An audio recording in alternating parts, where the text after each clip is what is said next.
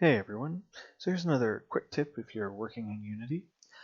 If you are working inside the animation tab and you want to go ahead and change the sample rate, basically how fast your animation is playing, how many frames per second, how many images per second are going through, there normally would be a little samples bar right here that you go ahead and change that value.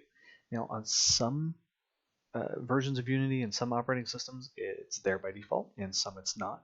You don't see it. It should be right here next to whatever animation you're currently working on, as opposed to seeing the drop-down icon all the way over here. Now, if you don't see it, you go up here to the timeline for your animation window, and you go all the way to the right. If you're on Windows, you'll see a gear icon.